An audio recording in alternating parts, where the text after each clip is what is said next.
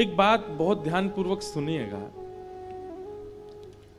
आप तिलक कितना सुंदर लगाते हैं, आप धोती कितनी बढ़िया पहनते हैं, आप शंकर जी पे कौन सी गैया का दूध चढ़ाते हैं, आप शहद भी पेड़ पे लगे वाला ही ठाकुर जी को अर्पित करते हैं, आप शुद्ध खेत की सब्जियों से ठाकुर जी को प्रसाद लगाते हैं, घर की बनी हुई मिष्ठान से ठाकुर जी को भोग लगाते हैं। ये सब ठाकुर जी को रिझाने के तरीके हैं, पर ये तरीके बाद के हैं, इनसे पहले का तरीका कुछ और है। इनसे पहले कम से कम अपनी चित्त, अपनी मति, उसकी सुंदरता ठाकुर जी को अनिवार्य है दिखाना। रूप का सौंदर्य, वस्त्र का सौंदर्य आवश्यक नहीं।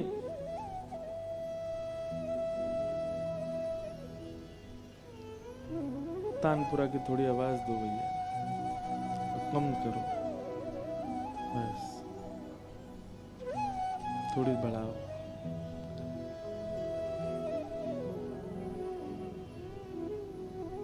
नहीं आ रही।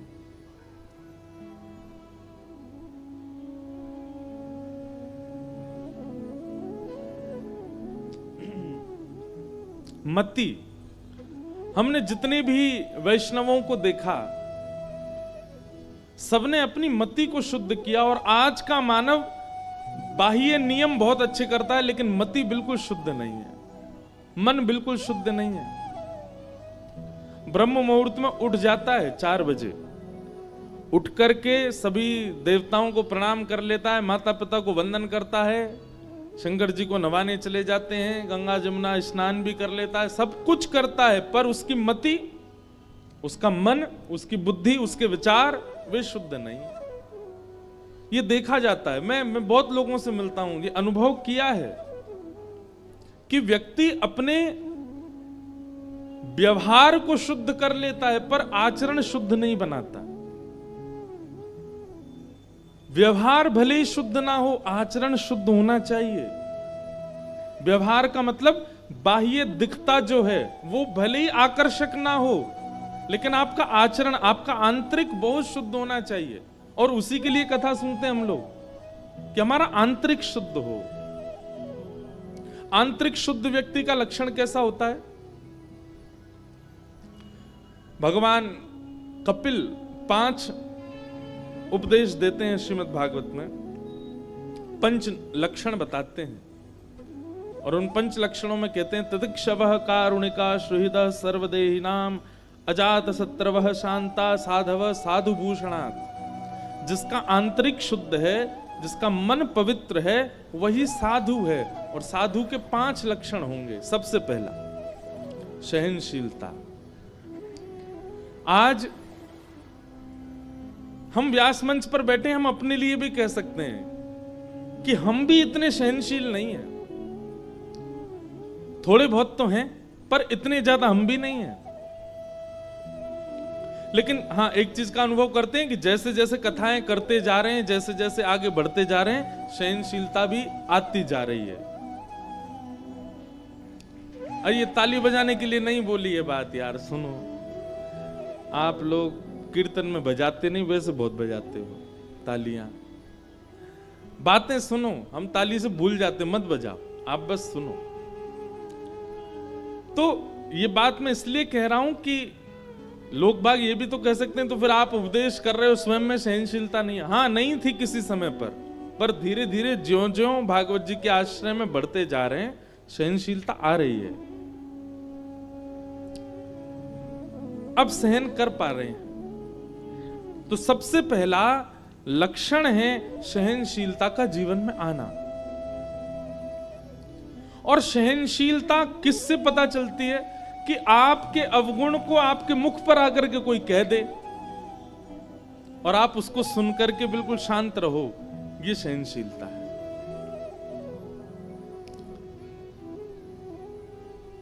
जिसका चित्त शुद्ध होगा ना, वो सहन कर लेगा।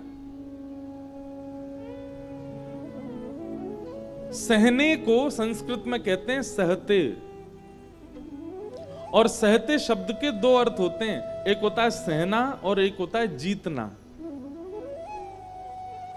तो हमारे भारत के संत हुए विनोबा भावे, वे कहते हैं जो सहेगा वही जीतेगा। जिसने कभी सहना नहीं सीखा अपने जीवन में वो जीत नहीं पाएगा। इसलिए जिसका चित्त शुद्ध है, और चित्त शुद्ध व्यक्ति को ही भगवत प्राप्ति होती है। जिसका चित्त शुद्ध है उसका प्रथम लक्षण होगा कि वो सहन करना जानता होगा। अब आप इसमें कई बार कई लोग ये भी कह सकते हैं तो मतलब हमारे साथ कोई बुरा करे हम उसको सहें, आप ऐसा कहना चाह रहे हैं? बिल्कुल नहीं, ये बात सहने की नहीं है कि कोई हमारे साथ अनीत करता जा रहा है, गलत करता जा रहा है, हम उसको सहने लग जाएं। महाराज जी कह गए थे सहते रहो, नहीं, वो सहना नहीं। सहना किस रूप में? जैसे माता पिता बालक के भलाई के लिए कुछ कहते हैं तो बालक उत्तेजित हो जाता है और बालक माता पिता को पलट जवाब देता है, वहां पर सहना है। पत्नी पति का आपस में विवाद हो जाए, पत्नी तेज चिल्ला रही है तो पति सह ले, और पति चिल्ला रहा है तो पत्नी सह ले, वहां दोनों सह लें।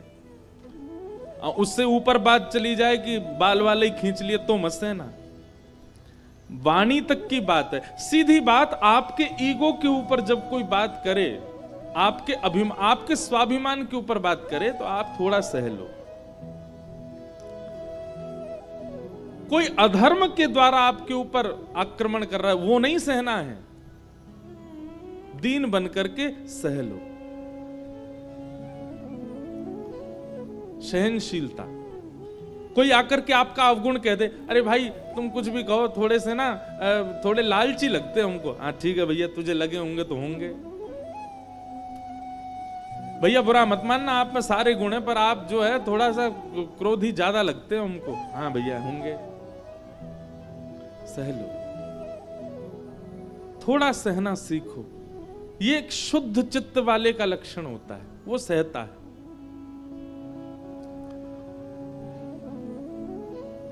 दूसरा शुद्ध चित्त वाले का लक्षण क्या है? कारुणिका।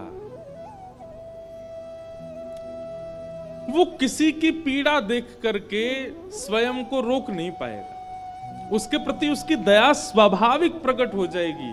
ये शुद्ध चित्त वाले का दूसरा लक्षण है। अच्छा, मैं शुद्ध चित्त अगर कह रहा हूं तो सीधा सीधा यही समझिए कि भगवत प्रिय का लक्षण है, ये ठाकुर जी के प्रिय का लक्षण है। ठाकुर जी जिससे प्रेम करते हैं उसमें ये लक्षण घटेंगे। वो सहना जानता होगा। दूसरा, वो दूसरे की पीड़ा देख करके व्याकुल हो जाएगा, पिघल जाएगा। कारुणिका। और तीसरा लक्षण है सुहृदः सर्वदेहिनाम, सबका भला चाहने वाला, सबका हित चाहने वाला। सुहृदः सर्वदेहिनाम। पांचवा लक्षण है अजात शत्रवः, किसी को अपना शत्रु ना मानने वाला। और अंतिम लक्षण है शांता, कम बोलने वाला। ये पंच लक्षण शुद्ध चित्त वाले के हैं। शुद्ध चित्त मतलब भगवत प्रिय के लक्षण। वो सहता होगा, वो करुणा करना जानता होगा, सबका भला चाहेगा, किसी से शत्रुता नहीं मानेगा और शांत रहेगा। पंच लक्षण धीरे धीरे अपने भीतर लाना प्रारंभ कीजिए और सत्संग से ही आएंगे। दुनिया में कितने सारे मंदिर हैं जहां मनोकामना पूरी की जाती है। हनुमान जी के मनोकामना पूर्ण हनुमान, कितने देवियों के मनोकामना पूर्ण देवी, कितने सारे मंदिर हैं पूरे विश्व में। पर हर मंदिर में आपको संसार मांगने वाले ज्यादा मिल जाएंगे। हमारा घर बन जाए, हमारा ये बन जाए, हमारा वो हो जाए, हमारे ऐसे हो जाए, हमारे ये काम बिगड़े, वो हमारा केस सुलझ जाए, हमारे उनके ये ऐसे हो जाए, सब यही मांगते हैं। कभी कोई मनोकामना पूर्ण मंदिर में जाकर के ये मांगता है कि हे ठाकुर जी आप कृपा करो मैं सरल हो जाऊं, हे हनुमान जी ऐसी कृपा करो मेरे अंदर दीनता आ जाए, हे देवी मैया ऐसी कृपा करो मेरे अंदर जलनशीलता बहुत है, मैं दूसरों को देख के जल जाता हूं, दूसरों की श्रेष्ठता देख करके मुझसे सहा नहीं जाता, कृपा करो मेरे अंदर ये ईर्ष्या भाव नष्ट कर दो। ऐसी मनोकामना कोई नहीं मांगता।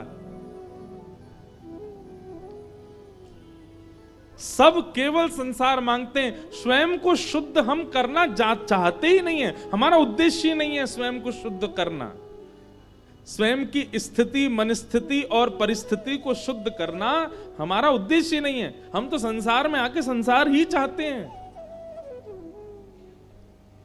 कभी किसी कोई ज्योतिषी से ये पूछता हुआ मुझे कोई व्यक्ति नहीं मिला। सब यही पूछते हैं हमारा ब्याह कब होगा, ये बताओ पत्नी कैसी रहेगी, ठीक है, जो जिनका ब्याह नहीं हुआ, हमारे बच्चे कितने होंगे, हमारा व्यापार कैसा चलेगा। कभी कोई ये हाथ दिखवा के पूछता है ये बताइए मेरे अंदर जो है विचलनता बहुत है, ये एकाग्रता कब आएगी, मेरे अंदर दोष बहुत सारे हैं, ये दोष नष्ट कैसे होंगे, मेरे अंदर क्रोध बहुत है, ये क्रोध कब कम होगा, कौन सी उम्र में जाके ठीक होगा, मैं ईर्ष्यालु बहुत हूं, मैं कामी बहुत हूं, ये मेरे भीतर से कब नष्ट होगा।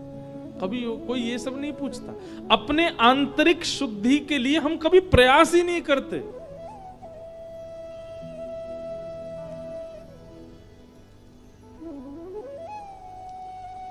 कोई भी ऐसा सिद्ध स्थान होता है कस्बे में, गांव में, शहर में, जहां पर कुछ बांध दो या कुछ दे आओ तो मनोकामना पूरी हो जाती है, जाइए और अब की बार हमारे कहने से अपने अवगुणों की लिस्ट बांध करके आइए। हमें कितने अवगुण हैं, हमें काम है, क्रोध है, लोभ है, ईर्ष्या है, द्वेष है, हम ऐसे हैं, हम सरल नहीं हैं, हम दीन नहीं हैं, हमारे अंदर अभिमान बहुत व्यापक हो गया है। ये सारी लिस्ट बना के वो मांग करके आओ, आपकी बारी संसारी भावना भले पूरी ना हो पर ये मनोकामना जरूर पूरी हो जाएगी। ठाकुर जी भी प्रसन्न हो जाएंगे, देने वाले देवी देवता भी खुश हो जाएंगे। देखो अपने आंतरिक शुद्धि को मांगने आया।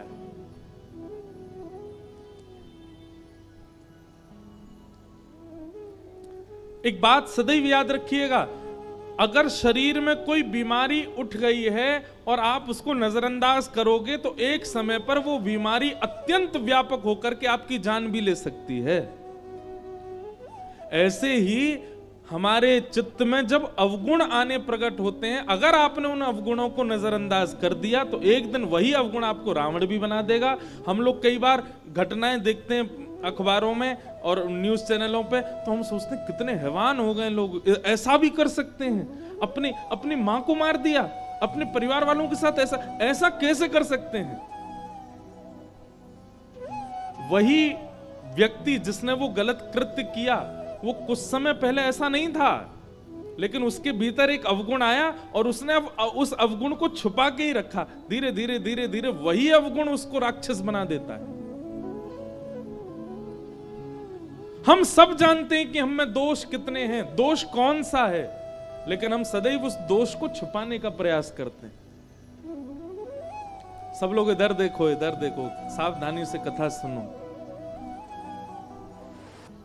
जो सुनने वाली बातें होती हैं उनमें इधर उधर देखने लग जाते हैं, क्यों हम दोष देखने ही नहीं अपने, हम में दोष है ही नहीं महाराज जी, हम तो सारे सर्वगुण संपन्न हैं।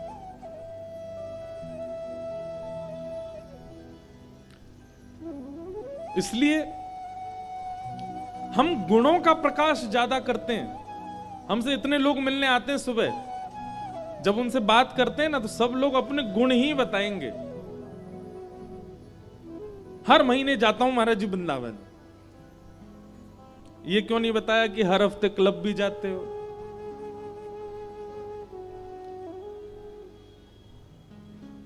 लोग बाग आकर के गुण का प्रकाश ज्यादा करते हैं, पर जरूरी नहीं है 100 लोग आते, एक आध कोई अवगुण बताने वाले भी आते हैं, महाराज जी मुझ में ये दोष है, ये कैसे ठीक होगा, आते हैं ऐसे लोग भी, पर अधिकतर संख्या किनकी ज्यादा होती है, गुण बताने वालों की। और क्षमा कीजिएगा, हमारे आगे आके जब कोई गुण बताता है ना तो मैं पहले ही समझ जाता हूं इसमें दोष बहुत है, इसलिए गुण प्रकाश कर रहा है। अपने अवगुणों को आगे रखिए और विशेष रूप से ठाकुर जी के सन्मुख और गुरुजनों के सन्मुख, तभी वो शुद्ध हो पाएंगे। और इनकी शुद्धि करना आवश्यक इसलिए, ये जीवन हमको मौका मिला है, ये जीवन हमको अवसर मिला है, मानव देह। अगर इस देह में आकर के भी हमने अपने अवगुणों को शुद्ध नहीं किया तो इसके अलावा अन्य किसी प्रजाति में, अन्य किसी योनि में आप अवगुण शुद्ध नहीं कर पाओगे। केवल मानव, बंदर अपने अवगुण नहीं सुधार सकता, गधा अपने अवगुण नहीं सुधार सकता, मछली अपने अवगुण नहीं सुधार सकती, पर वही प्रेतात्मा जब भटकती भटकती भटकती जब मानव बनती है, तो मानव बनकर के भगवान उसको एक सौभाग्य देते हैं कि तू अपना अवगुण सुधार। मानव सुधरना जानता और कोई नहीं सुधर सकता, लेकिन फिर भी मानव सुधरना नहीं चाहता है।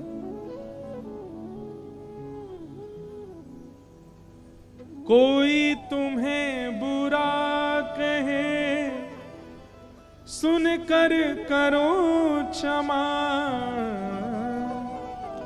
अपनी वाणी का स्वर संभाल लो, बस हो गया भजन,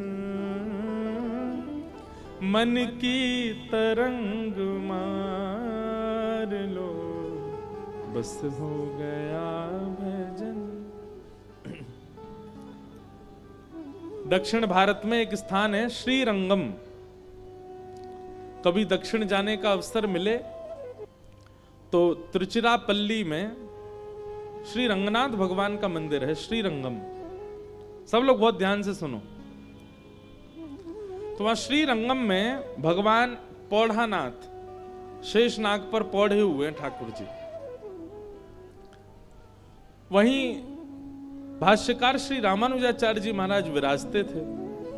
हमारा इष्ट स्थान वही है, हमारा गुरु स्थान भी वही है। तो श्री रामानुजाचार्य जी महाराज वहां विराजते थे। 365 दिन में 400 उत्सव होते हैं वहां पर। एक एक दिन में 2-2 उत्सव भी होते हैं। एक दिन भी खाली नहीं रहता, हर दिन उत्सव होता है। एक दिन ठाकुर जी की पालकी निकल रही थी, सब वैष्णव जन पालकी लेकर के जा रहे थे। इधर देखो, इधर देखो, इधर देखो, इधर देखो, सब लोग ध्यान से कथा। अब भी कई लोग उधर ही देख रहे हैं। इधर देखो, कथा सुनो। क्या बताएं, आप लोग इतने आनंद में रहते हैं। कोई नया आ जाए कथा में, तुरंत उसको देखते हैं। हम यहाँ बढ़िया कपड़ा पकड़ा पहन के बैठे हैं, सुंदर सलोने से बन के बैठे हैं, हमको देखो। काहे को देख रहे हो इधर उधर? इसलिए नहीं बैठे कि हमको नजर लगाओ, इसलिए बैठे कि हमारी बात सुनो। नजर लगने लायक कुछ है भी नहीं, लेकिन बातें सुनो। भैया हम कथा सुनाने आए हैं। ये दुनिया इन्हीं लोगों को आप रोज ही देखते हो, और इससे बढ़िया पंडाल के बाहर चले जाओ, बस इतनी निकलनी, हमको तो वही दिखती रहती है। देखते रहो दुनिया। यहां तो कथा सुनने आए, इसलिए सावधानी से कथा सुनो।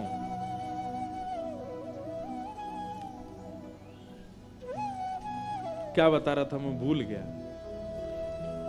अब हमको इतनी लीलाएं आती हैं मन में, और कोई आवे प्रकट करें, फिर आप इधर उधर देखते, मैं भूल जाता हूं। इसलिए कई बार आपने देखा होगा कथा करते करते मैं आंख बंद कर लेता हूं। क्यों? क्योंकि अब भाव कहना तो है, लेकिन आप देख रहे हो उधर, तो फिर मन होता है कि अब क्या करें, आंख बंद करके सुना दो।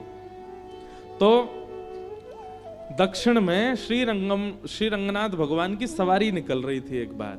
देखो अवगुण कैसे ठीक होते हैं, ये हम बता रहे हैं। तो श्री रंगनाथ भगवान की सवारी निकल रही थी, तभी वहां पर उसी नगर में एक पहलवान रहता था। उस पहलवान का नाम था धनुर्दास। बहुत बड़ा पहलवान, मल्ल पहलवान था। लेकिन उसकी पत्नी में इतनी आसक्ति थी, पत्नी से इतना ज्यादा प्रेम करता था। प्रेम करने तक ठीक होती है बात, पर आसक्ति बहुत बुरी होती है। आसक्ति कैसी होती है? दिन रात बस उसी को देखते रहना, उसके बिना जी नहीं सकते, वो कहीं चले जाए तो विचलित हो जाना, ये आसक्ति है। आसक्ति बुरी होती है। तो पत्नी में बहुत आसक्ति थी। भगवान की सब सवारी लेकर के चल रहे थे, सब लोग जय जयकार कर रहे हैं श्री रंगनाथ भगवान की। इतने में ही वो धनुर्दास सामने से निकल के जा रहा था, पत्नी के साथ जा रहा था। धूप पड़ रही थी तो छत्र लेकर के पत्नी के ऊपर चल रहा था।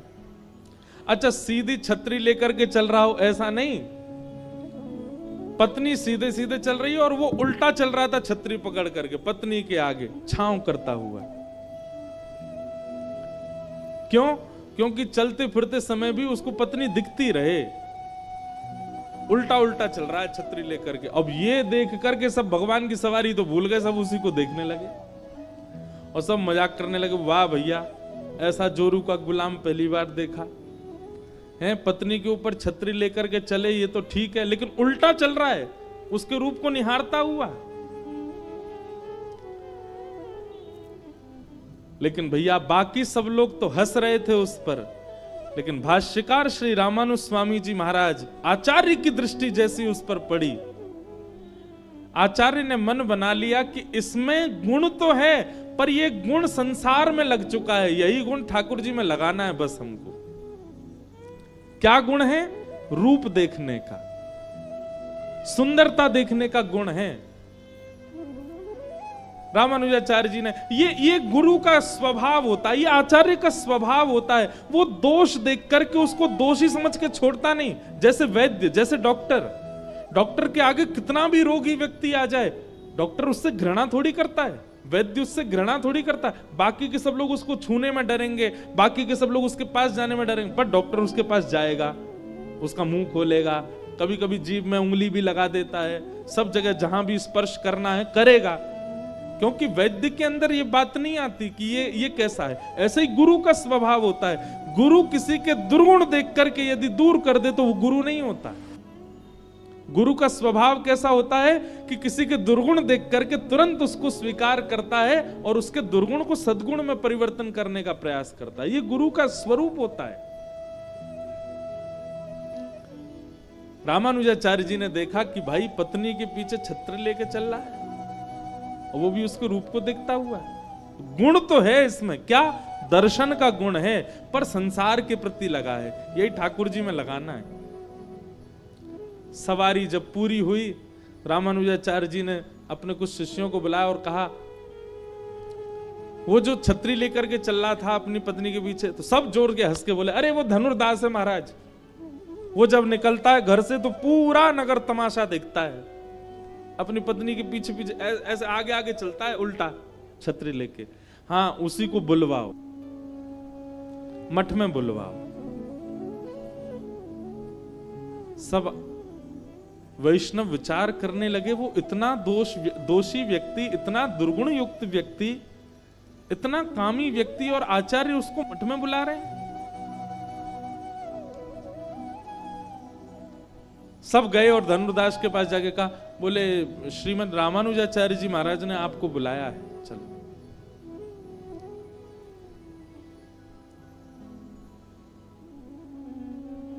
धनुर्दास बड़े भयभीत डरे हुए आए अपने, और आकर के रामानुजाचार्य जी को प्रणाम किया। बोले भगवान आज्ञा, आपने मुझे बुलाया? बोले भैया आज ठाकुर जी की सवारी चल रही थी, तुम उल्टे उल्टे चल रहे थे छतरी लेके अपनी पत्नी के आगे। बोले महाराज मैं क्या बताऊं, उसने तो अपनी पत्नी पुराण प्रारंभ कर दिया। उसके नेत्र ऐसे हैं, उसकी नासिका ऐसी है, उसके कान ऐसे हैं, उसके गाल ऐसे हैं, उसकी मुस्कान ऐसी है, उसके केश कैसे हैं। रामानुजाचार्य जी बैठे बैठे सुनते जा रहे हैं।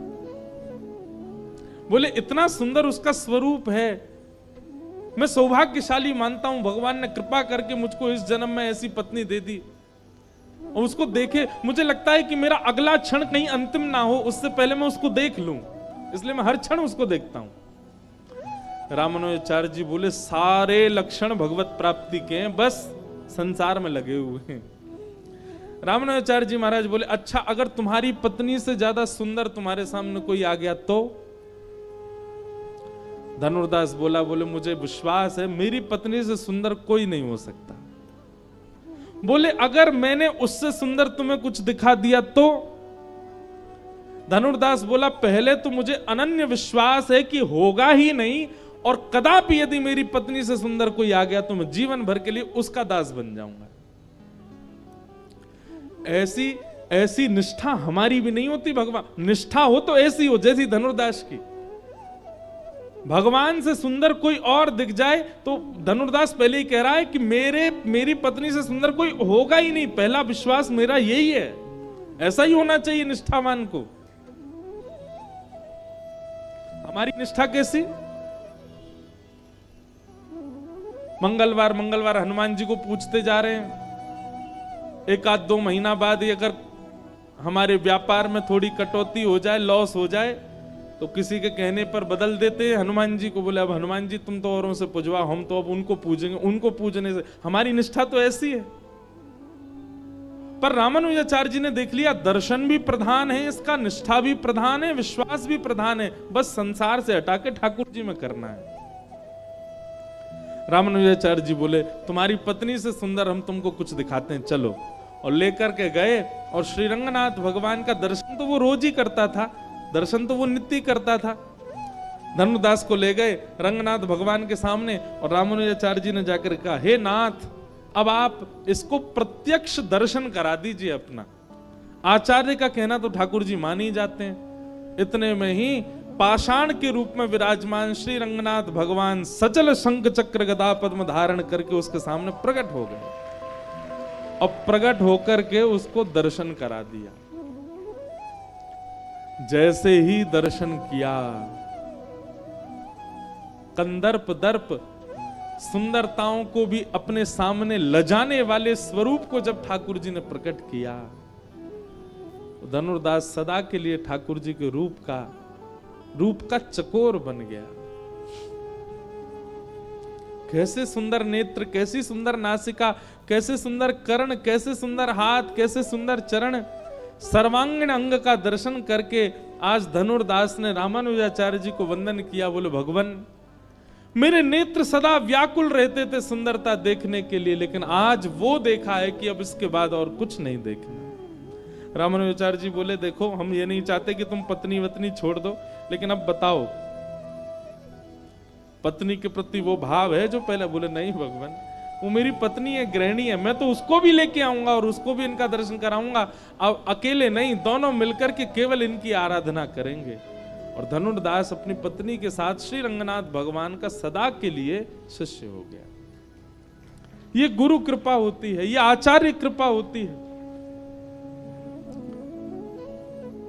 तो अवगुण यदि चित्त में प्रकट हुआ है, वो अवगुण बाधा बनेगा भगवत मिलन में। उस अवगुण का एक ही तरीका है कि आचार्यों के सामने कथाओं में जब आते हैं तो कथा में आकर के उस अवगुण को प्रधान रख करके कथा सुनो। मेरे अंदर ये अवगुण है, इस भाव से अब कथा सुनो। धीरे धीरे वही अवगुण ही ठीक होगा कथा से। मुझ में ये दोष है, उस दोष को प्रधान रख के कथा सुनो। आप गुणवान मान करके स्वयं को कथा सुनोगे। क्यों श्रोताओं को नीचे जमीन पर बैठाया जाता है? ताकि भीतर दीनता आवे, ताकि भीतर सरलता आवे, ताकि भीतर ये भाव आवे कि हम दीन हैं, तभी कथा समझ में आएगी। आप बुरा नहीं मानिएगा सोफा और कुर्सी पे बैठे लोग, पर कथा का विधान तो नीचे बैठ के ही है। जिनके घुटने ठीक नहीं है, जिनकी कमर ठीक नहीं है, उनको कोई बात नहीं, पर जिनके हाथ पांव बिल्कुल स्वस्थ हैं फिर भी ऊपर बैठ गए, कथा उनको कुछ कर नहीं पाएगी, वो समझ नहीं पाएंगे। कथा के लिए तो आपको दीन बनना पड़ेगा, तभी कथा आप पर अनुग्रह करेगी। बिना दीन बने, मतलब ये तो वही बात हो गई, घाट के ऊपर खड़े होके कह रहे हो गंगा जी यहीं आके नहा जाओ। गंगा जी कहेंगी नीचे आ, और आकर के डुबकी लगा, गोता जब खावेगो तब तेरे ऊपर से निकलूंगी, तब तेरे पाप नष्ट करूंगी। वैसे ही कथा भी गंगा है, उसके लिए नीचे ही बैठना पड़ता है। उसके लिए दीन, नीचे बैठने का मतलब दीन बनना, नीचे बैठने का मतलब सरल बनना, नीचे बैठने का मतलब अपनी उपाधियों का त्याग कर देना। बहुत भाव है। और भैया एक बात सुनिएगा, ये 4 दिन से जो ये इतने ज्ञान के प्रसंग चल रहे हैं ना, वो इसलिए चल रहे हैं ताकि रस प्रसंग में जाओ तो कहीं उसमें आप में कोई अपराध ना बन जाए। क्योंकि जब रस प्रसंग में जाते हैं ना, श्री जी और ठाकुर जी के नित्य लीला का जब हम श्रवण करते हैं, ठाकुर जी के नित्य विहार का जब हम श्रवण करते हैं, तो कहीं ना कहीं किंचित उन लीलाएं और उन भावों में हमारे चित्त में कोई दोष उत्पन्न ना हो जाए, इसके लिए ये ज्ञान के परकोटे लगाने पड़ते हैं। पहले उसके लिए चित्त की शुद्धि आवश्यक है। इसलिए आप सब में देखो, हम लोग गुणवान नहीं है, बहुत अवगुण है हमारे अंदर। उन अवगुणों को अभी चिंतन कर लो यहीं बैठे बैठे, मेरे अंदर क्या क्या अवगुण है जो आपको पता है और हम सबको पता है हमारे अंदर अवगुण क्या है। उन अवगुणों को चित्त में धारण करके तब कथा सुनो। कथा आपको परिवर्तित कर देगी। 7वें दिन वो अवगुण का नामो निशान नहीं बचेगा जीवन में। ये कथा का प्रभाव है। हमने कितनों को बदलते देखा कथा से, और वह बदलाव कोई ऐसा नहीं कि आप सामान्य ही रहोगे, वह बदलाव ये अनुभूति कराएगा कि श्री कृष्ण मिल रहे हैं, श्री कृष्ण अब आ रहे हैं। भीष्म पितामह ने आज वही किया। अपने प्राण त्यागने से पूर्व भगवान से कह रहे हैं कि हे नाथ, मैं जीते जी जो नहीं कर पाया, कम से कम जाने से पहले वो करना चाहता हूं। इसी के लिए मैंने अभी तक अपने प्राण बचा के रखे, मेरे रोम रोम में बाण लगे हैं। मैं चाहता तो मर जाता, इतनी पीड़ा नहीं सहता, पर इतनी पीड़ा मैं केवल इसलिए सह रहा था, मुझे अंतिम एक काम करना है जो अधूरा रह गया था, कि अपनी मति आपके चरणों में अर्पित करनी है। और भीष्म पितामह ने भगवान की स्तुति गाई, अपनी मति भगवत चरणार विंदों में अर्पित करते हुए श्री भीष्म पितामह भगवत धाम को प्राप्त हो गए। बोलो भक्त वत्सल भगवान की जय। भीष्म पितामह का उद्धार करने के पश्चात भगवान द्वारिकाधीश द्वारिका को प्रस्थान कर गए। पांडव सब राजपाट संभालने लगे। तभी उस बालक ने जन्म लिया जिस बालक की भगवान ने गर्भ में जाके रक्षा की थी। कल हम सुन रहे थे उत्तरा के गर्भ के बालक की, और भगवान ने उस बालक की रक्षा की। जन्म लेते ही ब्राह्मणों ने उस बालक का नामकरण संस्कार किया, और बालक का नाम हुआ परीक्षित। परीक्षित का जन्म हुआ। धीरे धीरे परीक्षित बड़े हुए। एक दिन अर्जुन द्वारिका से लौट कर के आए और खबर लेकर के आए, अनर्थ हो गया। सब पांडव बोले क्या हुआ? अर्जुन ने खबर सुनाई, द्वारिकाधीश कृष्ण, हमारे सखा श्री कृष्ण, सदा हमारे संग रहने वाले श्री कृष्ण अपनी लीला पूरी करके चले गए। अपनी लीला समाप्त करके स्वधाम प्रस्थान कर गए। पांडवों ने मन में विचार किया, जिनकी कृपा से हम आज कुछ बन पाए, जिस सिंहासन पर बैठ पाए, जब वे ही नहीं हैं तो हम कैसे बैठ सकते हैं? व्यक्ति को कृतज्ञ होना सीखना चाहिए। हम लोग कृतज्ञता ज्ञापन करना नहीं जानते। कृतज्ञता किसको कहते हैं? हमारे बुरे वक्त में जो संग था, उस व्यक्ति को सदा एक स्थान देना, इसको कृतज्ञता कहते हैं। मानव का स्वभाव कैसा होता है कि जब तक उसका खराब समय रहता है और जैसे ही अचानक ठीक समय आ जाता है तो कृतज्ञ होना भूल जाता है। जो उसके साथ सब हमेशा थे, उन्हीं लोगों का वो त्याग कर देता है। पर पांडवों को जैसे ही पता चला कि भगवान श्री कृष्ण लीला पूरी करके चले गए, उसी समय युधिष्ठिर जी ने अपनी राज्य गद्दी का त्याग कर दिया। बोले जिनकी कृपा से हम राज्य गद्दी पर बैठे, महाभारत युद्ध जीते, वे ही नहीं है तो हम कैसे इस गद्दी पर किस हक से बैठ सकते हैं? पांचों पांडवों ने मिलकर के छोटे से बालक परीक्षित को राज्य गद्दी पर बिठा दिया, मुकुट उसके समीप रख दिया, और पांचों पांडव द्रौपदी के सहित स्वर्ग आरोहण को प्रस्थान कर गए। ये पंच पांडव कौन है? मैं कभी कभी कथा में सुनाया करता हूं, बहुत ध्यान से सुनिएगा। भगवान श्री कृष्ण इनके साथ ऐसे खड़े रहे जैसे कोई व्यक्ति के साथ छाया रहती है। इन पंच पांडवों के गुण क्या हैं? तो युधिष्ठिर, भीम, अर्जुन, नकुल और सहदेव। ये मैंने पहले भी बताया पर पुनः बताऊं। युधिष्ठिर का गुण है धर्म, भीम का गुण है बल, अर्जुन का गुण है आत्मा, नकुल का गुण है बुद्धि, सहदेव का गुण है स्वरूप।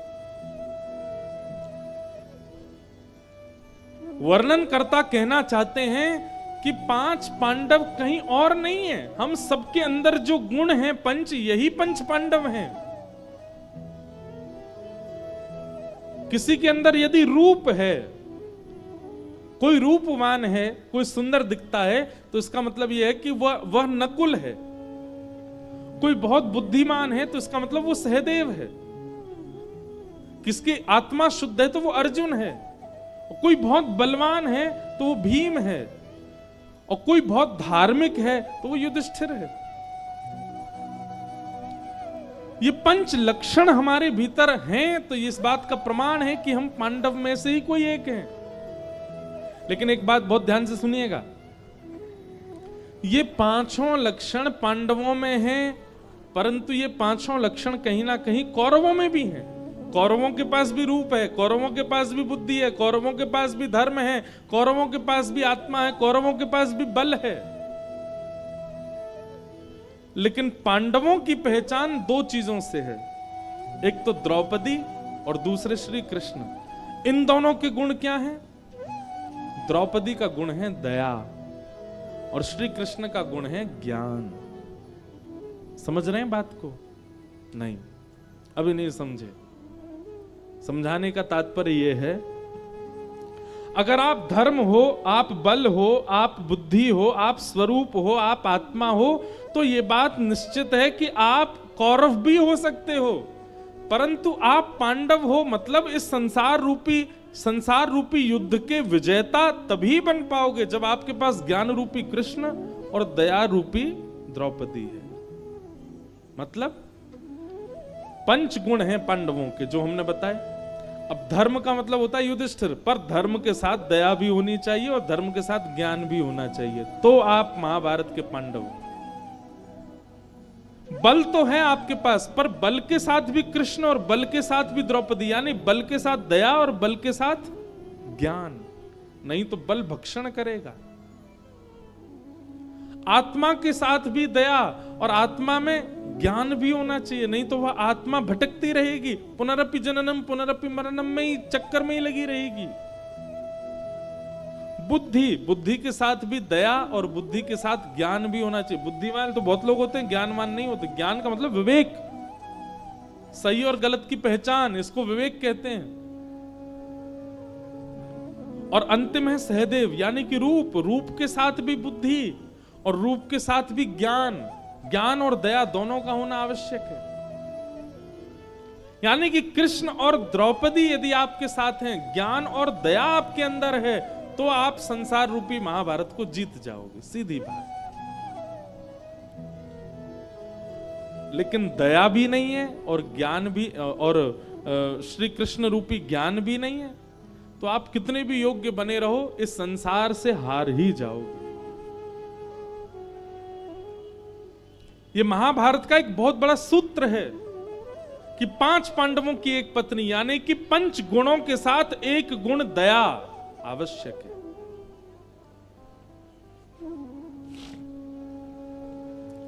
पांचों पांडव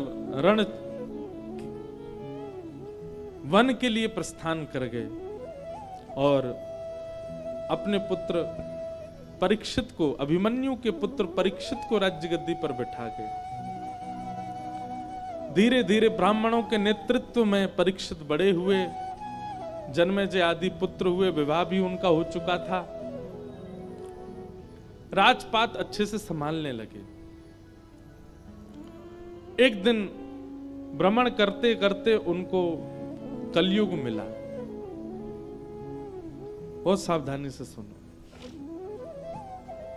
और कलयुग किस रूप में मिला? भयाभय स्वरूप था, और धर्म के 4 पैर हैं, एक पैर बचा है, बस 3 पैर काट चुका है, उस अकेले पैर को भी काट रहा है।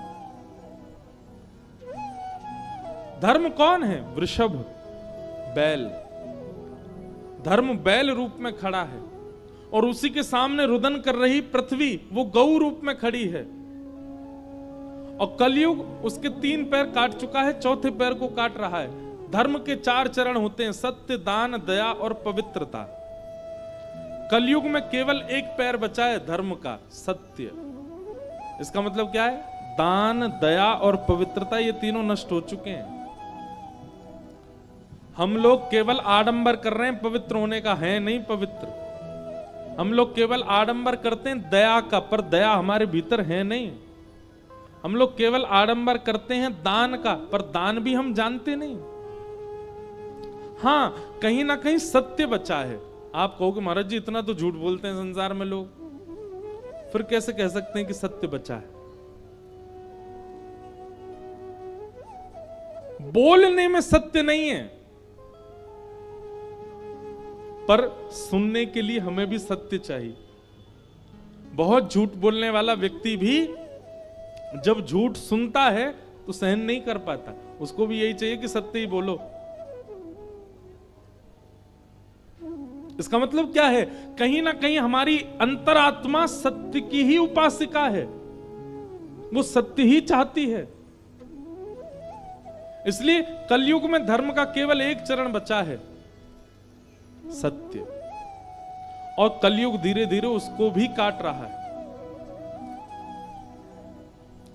जिस दिन कथा सुनना अप्रिय लगने लगेगा, जिस दिन नियम से रहना अप्रिय लगने लगेगा, जिस दिन सुबह जल्दी उठना, सुबह उठ करके माता पिता के चरण छूना आदि आदि नियमों का पालन करना, अपने धर्म शास्त्र का पालन करना अप्रिय लगने लगेगा, समझ जाना कि अब घनघोर कलयुग आ रहा है। अच्छा एक बात बोलूं, हम आप सब लोग वैदिक लोग हैं, इसलिए हमको लगता है कि नहीं सब करते तो हैं, पर आप संसार में जाके देखो, बड़े बड़े शहरों में जाके देखो, कथा में 10,000, 15,000, 1 लाख तक लोग आ जाएंगे, पर नगर की जनसंख्या तो 1 करोड़ है।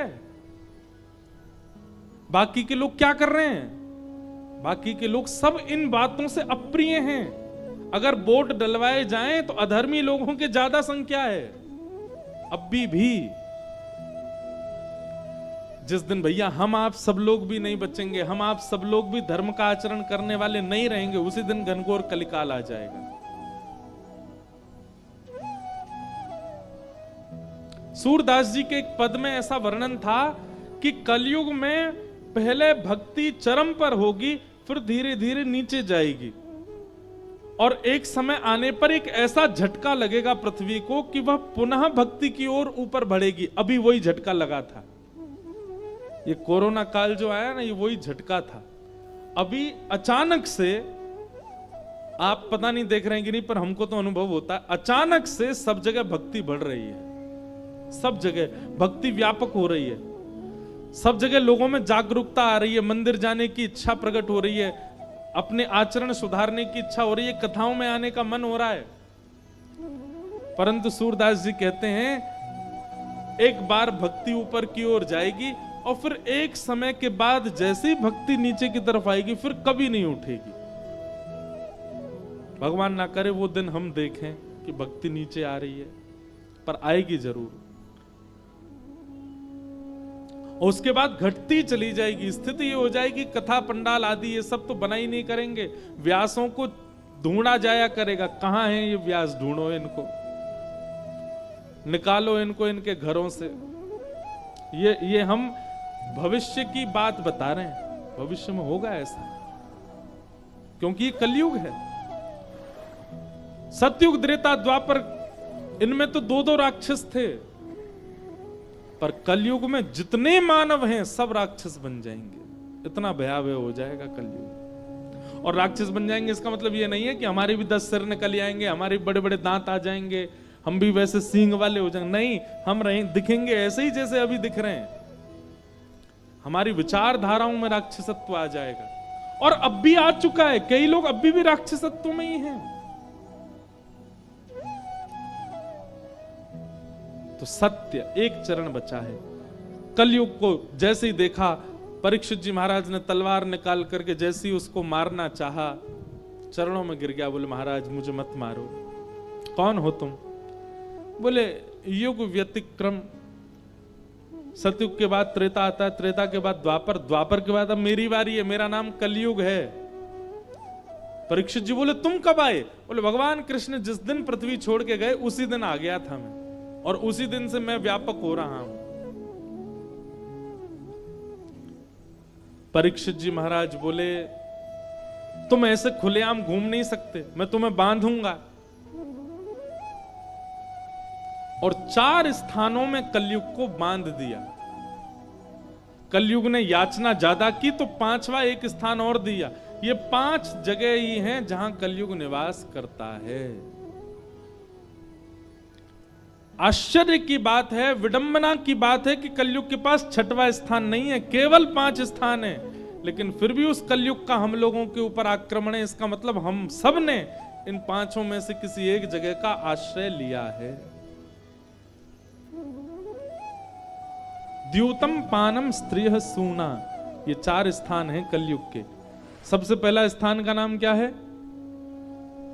जुआ। कलयुग जुए में रहता है। अच्छा देखो, जुआ से लोग केवल एक चीज समझ जाते हैं कि जो लोग पेड़ के नीचे बैठ करके नुक्कड़ पे खेलते हैं वही जुआ है। नहीं,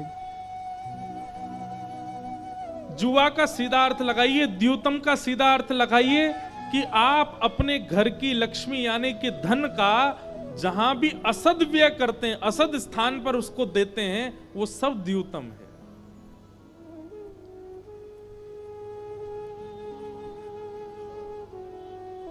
आप घर के रुपया पैसा से जाकर के किसी का मांस खरीद के लाते हो तो वह भी जुए के समान ही आपको पाप लगेगा। क्यों? आपने लक्ष्मी को वहां बैठा दिया जहां की वो अधिकारिणी नहीं थी। धार्मिक व्यक्ति के लिए बातें की जा रही हैं। जिसको धर्म से कोई मतलब नहीं, वो तो पैसा कहीं भी लौटाएगा। लेकिन धार्मिक व्यक्ति के लिए पैसा, हम आप सब लोग हिंदू लोग हैं, हमारे पैरों के नीचे भी अगर रुपया आ जाता है, एक सिक्का आ जाता है, हम उठा करके तुरंत सिर से लगाते हैं, माथे से लगाते हैं। अरे हम केवल भारतीय नोट के नहीं, हम विदेश जाते हैं, वहां के डॉलर भी कभी पांव के नीचे आ जाते हैं, हम उसको भी सिर से लगाते हैं। क्यों? लक्ष्मी है। और शर्म नहीं आती व्यक्ति को, वही लक्ष्मी देकर के वो मदिरा ले लेता है और पी लेता है। वही लक्ष्मी देकर के वो मांस खरीद लेता है। वही लक्ष्मी देकर के वो गलत कार्य कर लेता है।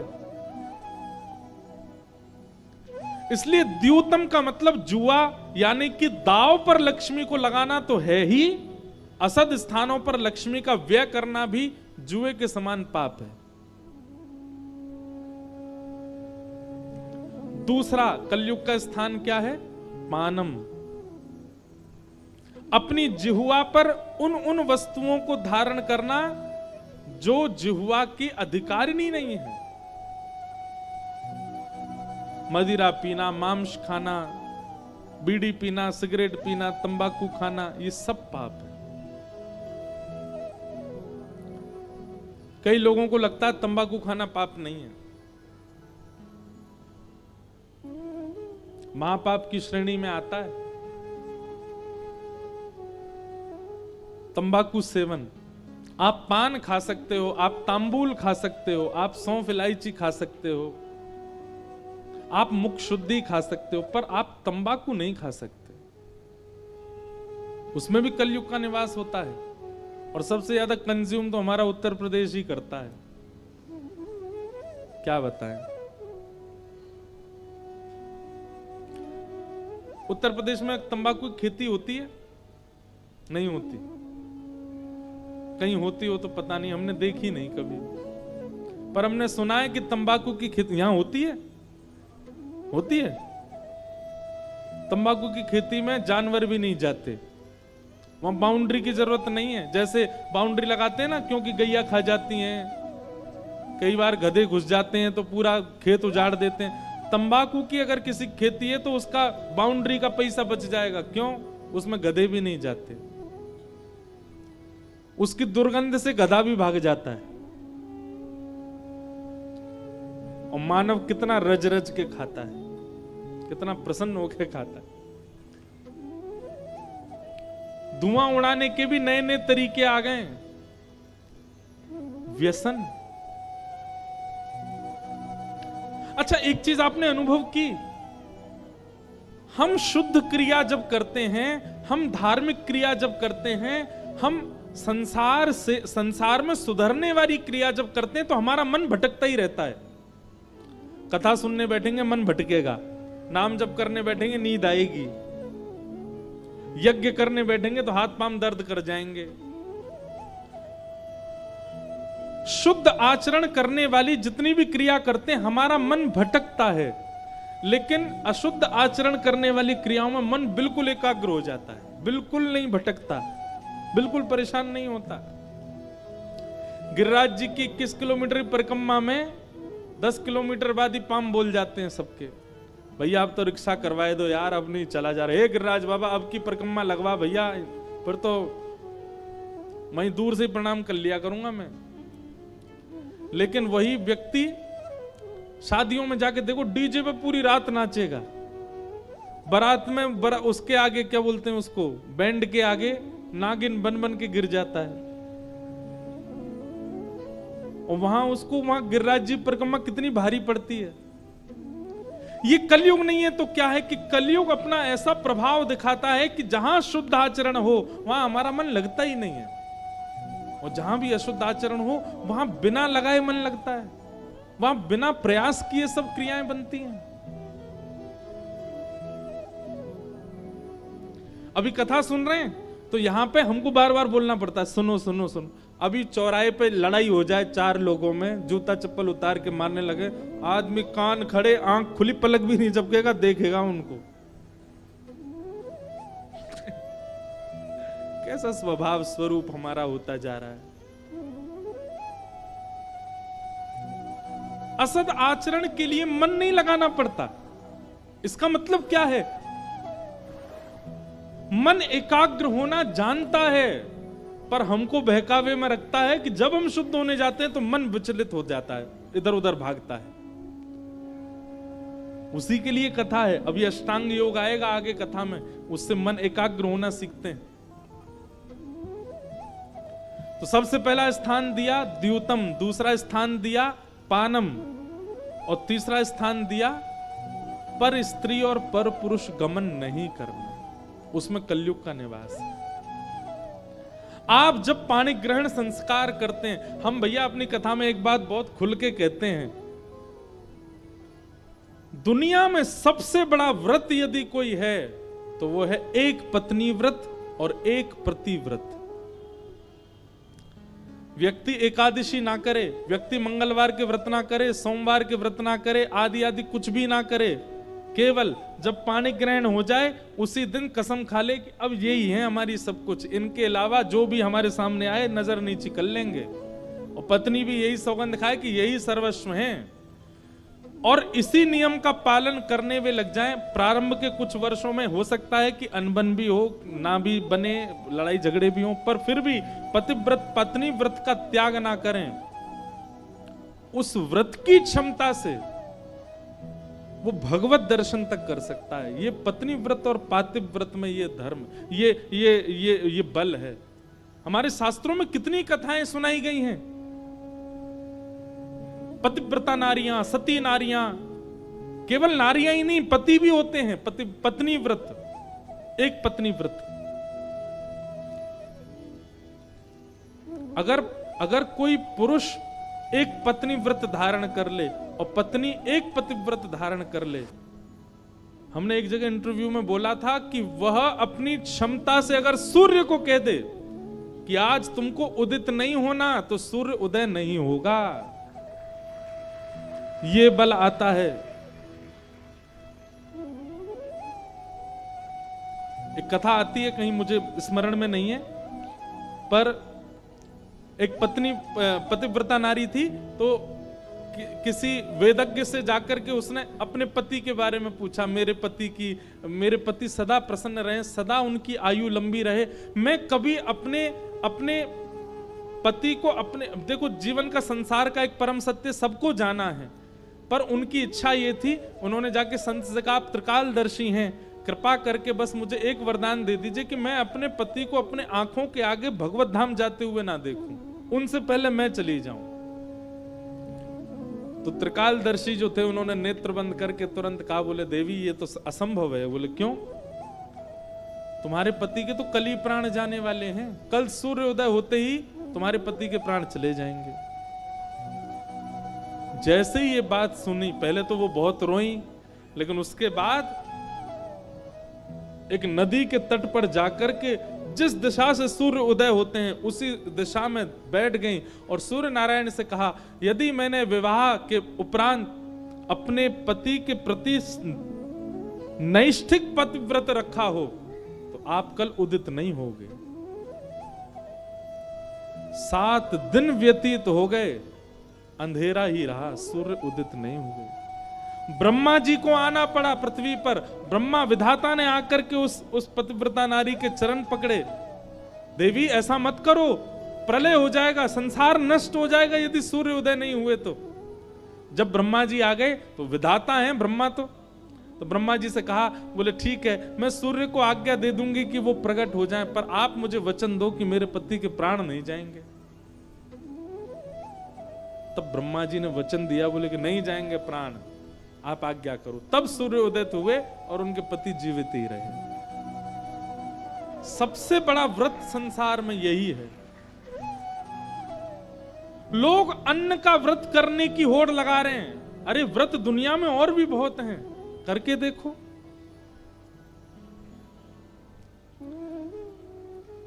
तो 5 स्थान है। सबसे पहला स्थान द्यूतम, जुआ। दूसरा स्थान मदिरापान, मांस सेवन, अभक्ष भक्ष सेवन, दूषित वस्तुओं का सेवन, इनमें कलयुग है। तीसरा स्थान पर स्त्री पर पुरुष संग, और चौथा स्थान हिंसा। हिंसा का मतलब क्या होता है? लड़ाई, झगड़ा, मार काट। अभी एक कथा की बात सुन लो। अभी कथा चल रही है, पीछे किसी बात से विवाद हो गया और उस विवाद में आपका नाम किसी ने कह दिया कि भाई इन्होंने मेरे को धक्का दिया था।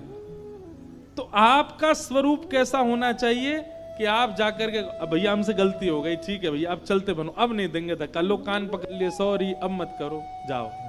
लेकिन संसारी व्यक्ति कहे, तेने मेरा नाम कैसे लिया? मैं तो ऐसे ही दूंगा धक्का, ले तुझे भी दूं और दूंगा, कल तू आज तुझे फिर धक्का दूंगा। इस प्रकार से विवाद में जिसकी रुचि होती है, इसका मतलब है उस पर कलयुग का प्रभाव है। वैष्णव का स्वभाव है वो विवाद से बचेगा, वो विवाद में नहीं रह सकता।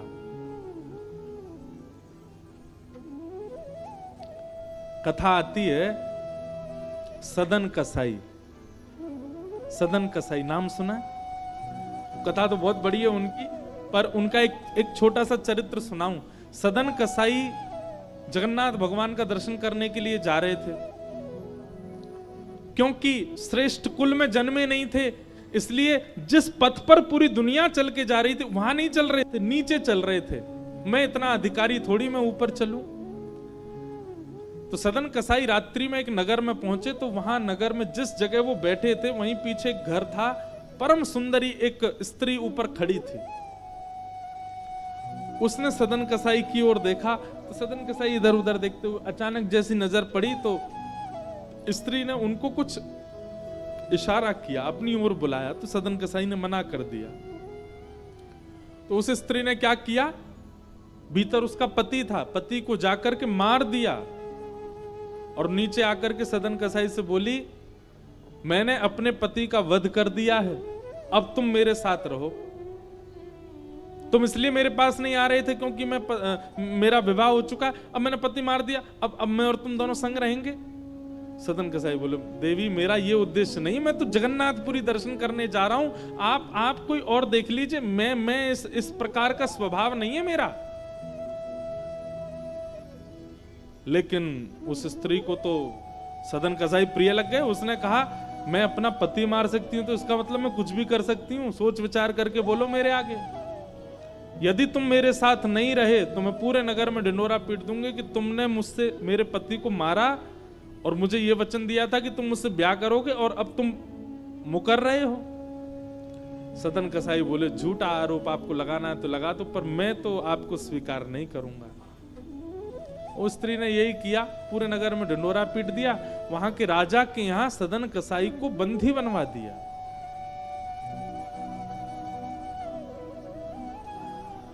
राजा ने कहा, हे सदन जी, आपने इसके पति को मारा, इसको वचन दिया था कि पति मर जाएगा तो मैं संग रहूंगा, और तुमने इसका पति मार दिया। सदन कसाई बोले, देखिए मैं कितना भी प्रमाण दे दूं कि मैंने नहीं किया, फिर भी पड़ला इनका ही भारी रहेगा, इसलिए मैं क्यों बोलूं। मैं कुछ नहीं कहना चाहता, आप इसी बात को ऐसे ही, आपको जो निर्णय लेना हो ले लीजिए, बस मेरी एक बात मानिएगा, मुझे मृत्यु दंड मत दीजिएगा, मुझे जान से मत मारिएगा, बाकी आपको जो लगे वो करिए। क्यों? क्योंकि मैं महाप्रभु श्री जगन्नाथ जी के दर्शन के लिए निकला हूं। एक बार उनके दर्शन हो जाए, उसके बाद आप मृत्यु दंड भी दे देना, भले ही चाहे तो आप सैनिकों को मेरे साथ भेज दो, वहां महाप्रभु जगन्नाथ जी का दर्शन होने के बाद समुद्र पर ले जाकर के गला काट देना, जो करना है कर देना, मुझे स्वीकार है मृत्यु, मुझे डर नहीं मृत्यु का, पर मुझे बस ये भय, अभी आप मृत्यु दंड मत देना, मुझे जगन्नाथ जी का दर्शन करना है। अब तो वो जो स्त्री थी वो बिखर गई, बोले नहीं, दंड तो अभी मिलेगा इसको। सदन कसाई रो रहे हैं, बोले जो दंड देना स्वीकार, पर मारना नहीं। राजा ने निर्णय सुना, बोले मैं दोनों की बात मानूंगा, तुम्हारी बात मानूंगा, तुमको मारूंगा नहीं, और तुम्हारी बात मानूंगा, इसको दंड दूंगा। क्या दंड देंगे? बोले इसके दोनों हाथ काट दो। सदन कसाई जी ने एक बार भी नहीं विचार किया, दोनों हाथ आगे कर दी, बोले अभी काट दीजिए।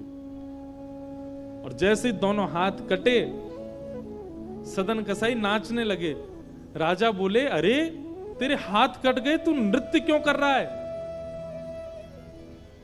सदन कसाई रोते रोते बोले, मैंने सुना है महाप्रभु जगन्नाथ जी के भी हाथ नहीं हैं, और जिन महाप्रभु के हाथ नहीं है उनके यहां मैं हाथ लेके कैसे जाऊं? मैं भी बिना हाथ के जाऊंगा। और वो गए। बहुत सुंदर प्रसंग है सदन कसाई का।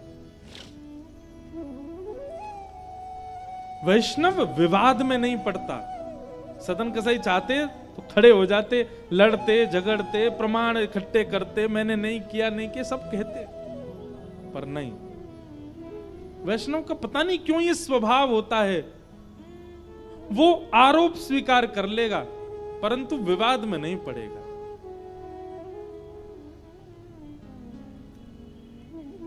अब पता क्या होता है, ऐसी बात जब मैं कथा में कहता हूं ना, अगले दिन लोग फिर अपने विवाद सुनाने आते हैं।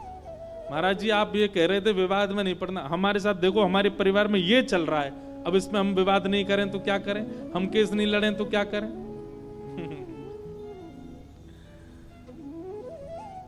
अब देखो जब आप मुझसे एकांत में मिलने आओगे वहां तो मैं आपका ही पक्ष लूंगा, लेकिन व्यास मंच सार्वजनिक है और यहां से हम वही कहेंगे जो शास्त्राज्ञा है। और शास्त्रीय भाव यही है कि वैष्णव कभी विवाद में नहीं पड़ता। अब चाहे कितना ही बड़ा विवाद चल रहा हो आपका, वो विवाद में नहीं पड़ता। वो पीछे हटना मंजूर है, उसको छोड़ के चले जाना मंजूर है, लेकिन वो विवाद में नहीं रह सकता। विवाद में जो पड़ता है कलयुग का उसके ऊपर प्रभाव होता है।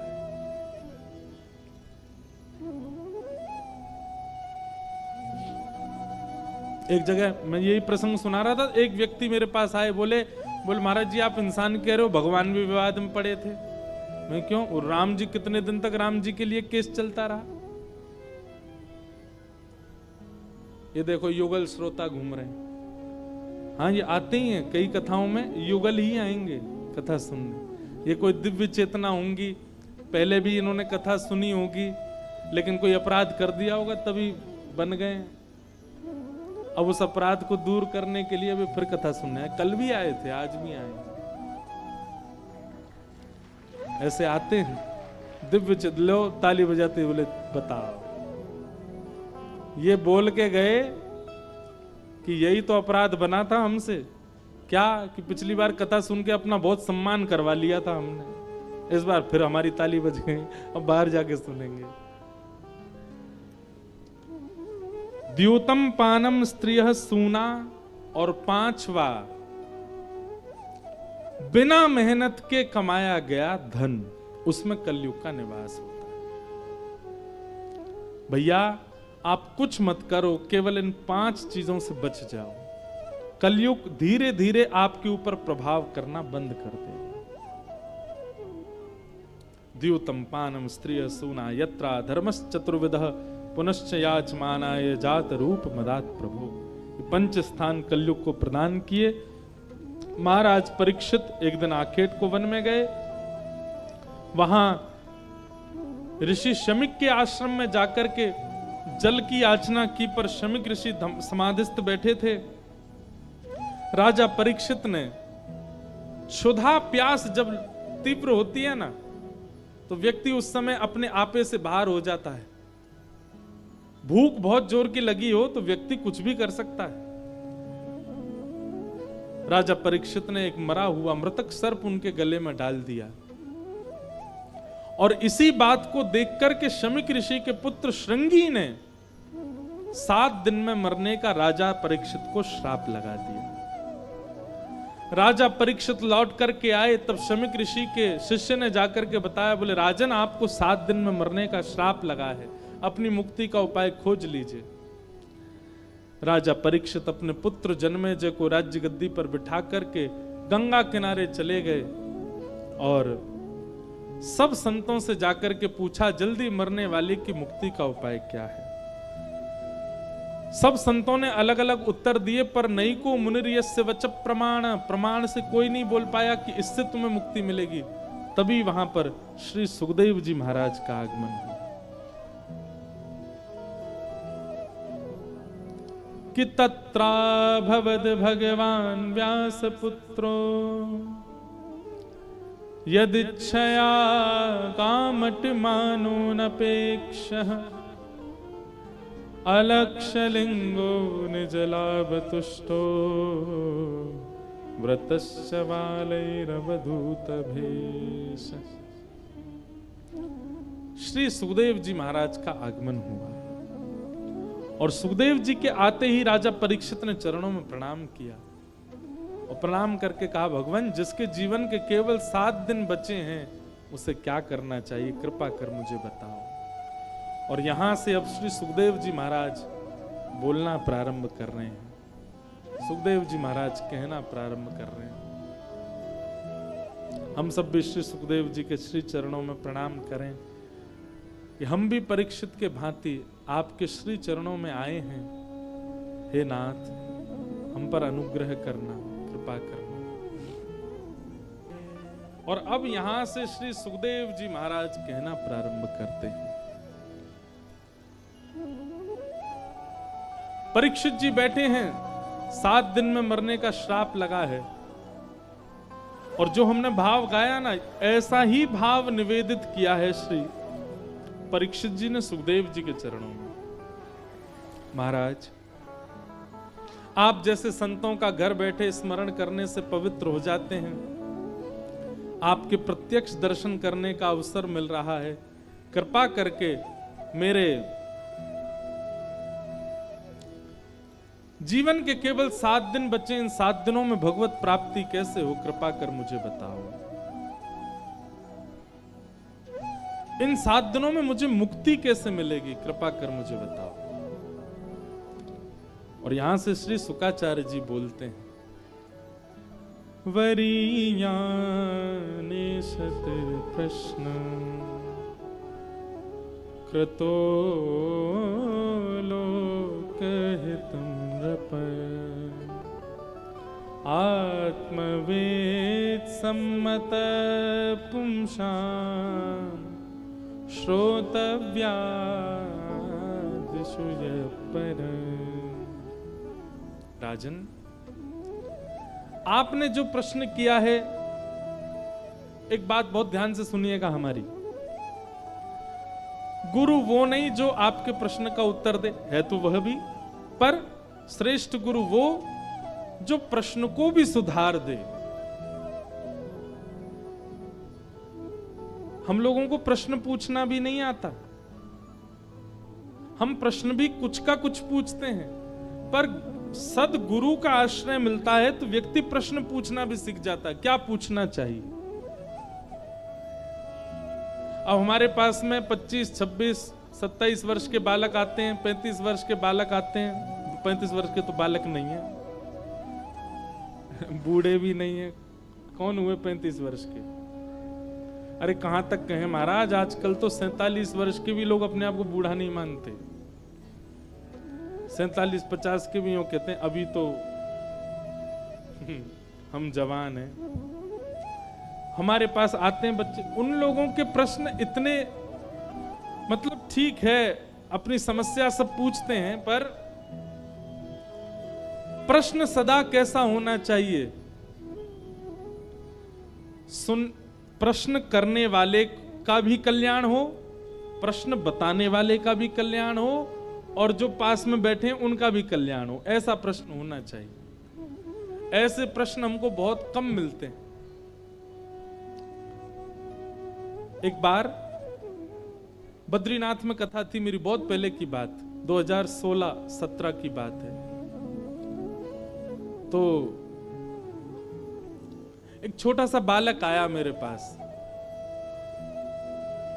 उस बालक के इधर गले पर बिल्कुल सीधा ऐसा निशान था।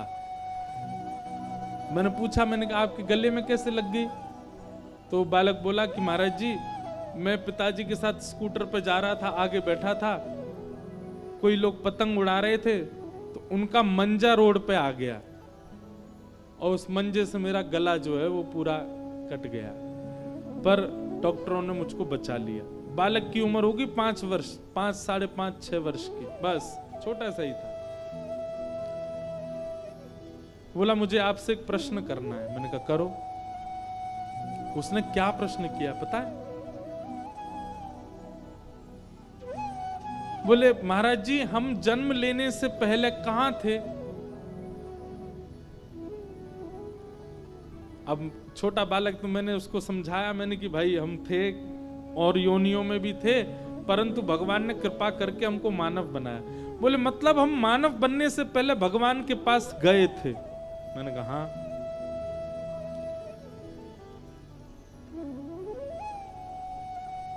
तो भगवान हमको अपने से दूर क्यों भेज देते हैं? जब हम उनके पास चले ही गए थे, उनके पास पहुंच ही गए थे, तो फिर उन्होंने दोबारा से हमको दूर क्यों कर दिया? हमको फिर से संसार में क्यों भेजा? जब हम एक बार उनके पास गए तो उन्होंने सदा अपने पास ही क्यों नहीं रख लिया मुझको? हमको इस धरती पर क्यों आना पड़ा? हम उन्हीं के पास क्यों नहीं रह गए? कितना अच्छा प्रश्न। अब इसका उत्तर देने में हमारा भी कल्याण हुआ, उसका भी हुआ, और जो उसके माता पिता बैठे तो उनका भी हुआ। तब उत्तर दिया गुरु कृपा से कि देखो, मां हमसे बहुत प्यार करती है, हमसे बहुत स्नेह दुलार करती है, लेकिन फिर भी हमको तैयार करके स्कूल भेजती है ना। सुबह पहली बार जब बच्चा स्कूल जाता है, छोटे छोटे जूते पहन करके, टाई लगा करके, पीछे बस्ता टांग करके, गले में थर्मस लटका करके पहली बार जब बच्चा स्कूल जाता है तो उसको अपनी माँ साक्षात दुश्मन दिखाई देती है। ये मुझे अपने आप से दूर क्यों भेज रही है? ये जानती तो है मैं इसके बिना रह नहीं पाता, मैं इसके बिना सो नहीं पाता, मैं इसके बिना फिर भी मुझको दूर भेज रही है। माँ हृदय पर पत्थर रख करके उस बालक को बस में, वैन में, जिससे भी स्कूल जाना है उसमें बैठा देती है। बालक रोता रहता है, खिड़की पीटता रहता है, माँ मुझे मत भेजो, लेकिन फिर भी माँ भेज देती है। क्यों? क्योंकि मां चाहती है कि मेरे बालक का और नवीन निर्माण हो, मेरे बालक को और संसार में जाकर के संसार की बातें पता लगे, वो थोड़ा विद्वान बने, वो थोड़ा और अब बस मेरे पल्लू में रह करके वो लाड़लाई ना रह जाए, थोड़ा संसार को जाने, सीखे, पढ़ाई करके, अध्ययन करके कुछ बने, कुछ बन करके सब लोगों का प्रेमी बने। इसलिए माँ अपने से दूर भेजती है, विद्यालय भेजती है, हॉस्टल में भेजती है, यूनिवर्सिटी भेजती है। वो बात अलग है कि कुछ साल बाद बालक का ही मन नहीं करता उसके पास रहना, खुद ही भाग जाता है। स्कूल ना भी जाना हो तो भी कहीं ना कहीं तो भाग ही जाता है, वो बात अलग है। लेकिन प्रारंभिक स्थिति में माँ भेजती है। हमारा भी यही कॉन्सेप्ट है। प्रारंभिक स्थिति में ठाकुर जी हमको भेजते हैं संसार में, क्योंकि संसार एक विद्यालय है। यहाँ हर व्यक्ति, हर परिस्थिति, हर समय, हर घड़ी, हर क्षण हम कुछ सीखते हैं। हमारी मां रूपी भगवान हमको इसलिए यहां भेजते हैं ताकि हम यहां आकर के सब संसार से सब सीखें, और सब सीख करके हम यह पता कर लें कि भाई संसार बिल्कुल नश्वर है, सब तज हरि भज, और सब तज करके फिर पुनः हरि की शरण में आ जाएं। लेकिन हम उन बिगड़े हुए बालकों की तरह हो गए हैं जो विद्यालय और कॉलेज के बहाने घर से तो निकलते हैं, लेकिन वहां जाकर के करते कुछ ऊटपटांगे ही हैं, कुछ उल्टे सीधे कामों में ही लगे रहते हैं, पढ़ते वढ़ते नहीं है। हम वही बालक बन गए। माँ से कहते तो गए हैं कि हम आ जाएंगे, भगवान से कह के तो गए कि हम सत्काम करके पूरे संसार में आपका भजन करके फिर आ जाएंगे, लेकिन संसार में आकर के यहाँ कुछ और ही कर रहे हैं। पुनः अपनी माँ के पास जाने के लिए ही हम इस विद्यालय में आए हैं। बीच बीच में ये कथाएं होती हैं, कथाओं के द्वारा हमारे माँ रूपी, हमारे पिता रूपी भगवान संदेशा भिजवाते हैं। अरे भैया, तू मुझसे वादा करके गया था कि तू संसार समझ के सब कुछ करके आएगा लौट के। संदेशे के रूप में कथाओं को भेजते हैं ताकि हम पुनः इस चेतना में जग जाएं कि ये संसार वास्तविक नहीं, हमारे लिए तो ठाकुर जी हैं, हमको लौट के वहीं जाना है। कई लोग जाग जाते हैं इन कथाओं से, कई लोग फिर भी सोए रहते हैं, कई लोग उनकी चेतना जागृत हो जाती है, और कई लोग अभी भी वही संसार की क्रियाओं में लगे रहते हैं।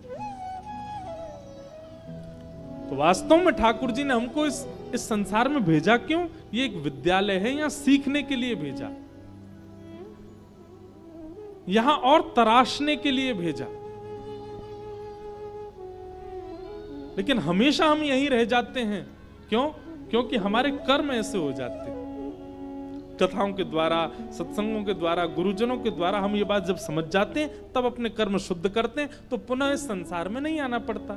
सब सीख करके हम वापस चले जाते हैं। मीराबाई आई थी और वो ऐसी कर करके गई कि वो लौट करके नहीं आई, कभी जीवन में भगवान के पास ही है। सूरदास आए, प्रचार करके ठाकुर जी का चले गए, अब सदा ठाकुर जी के संग ही हैं। लेकिन हम यहीं रह जाएंगे और यहीं के ही रहेंगे, और अभी इंसान बने, फिर कोई और बनेंगे, फिर कोई और बनेंगे, घूमते ही रहेंगे यहीं पर ही। तो गुरु कौन? जो प्रश्न का उत्तर दे वह तो है ही, पर जो प्रश्न करना सिखा दे वह गुरु। शुकाचार्य जी महाराज कह रहे हैं, बोले राजन तुमने प्रश्न किया, बहुत ध्यान से सुनिएगा, ये विषय बहुत अच्छे। राजन तुमने प्रश्न किया, जल्दी मरने वाले की मुक्ति का उपाय बताओ। जिसके जीवन के केवल 7 दिन बचे हैं, उसको मुक्ति के लिए क्या करना चाहिए? पर राजन तुम सामान्य व्यक्ति नहीं हो, तुम राजा परीक्षित हो, और तुम राजा हो इसलिए असामान्य हो ऐसा नहीं है। तो तुम पांडवों के वंशधर हो इसलिए असामान्य हो ऐसा नहीं है। तुम इसलिए असामान्य हो क्योंकि तुमने जन्म लेने से पहले भगवान का गर्भ में दर्शन किया है। तुम वो बालक हो जिसके लिए भगवान गर्भ में प्रवेश कर गए थे और अपनी चक्रा नाम की गदा को घुमा करके अश्वत्थामा के द्वारा भेजे गए ब्रह्मास्त्र को नष्ट कर दिया था। तुम वो बालक हो, इसलिए तुम असामान्य हो।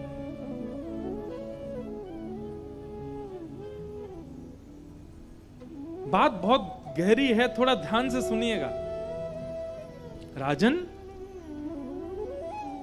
क्या भगवान ने तुम्हारी मातृ गर्भ में आकर के रक्षा इसलिए की थी कि एक दिन तुम जन्म लो, जन्म लेकर के और हस्तिनापुर के राजा बनो और कुछ दिन बाद तुमको श्राप लगे और तुम मेरे पास ये पूछने आओ कि तुम्हें मुक्ति कैसे मिलेगी?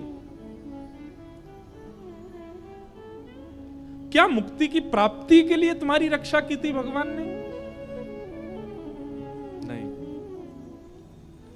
अरे मुक्ति तो किसी को भी मिल जाती है, अब किसी को तो नहीं मिलती, पर मुक्ति प्राप्त करना इतना कठिन नहीं है। तो क्या कैसे मिलती है मुक्ति? अंते नारायण स्मृति, केवल अंतिम श्वास में नारायण बोल दिया जाए, मुक्ति मिल जाएगी।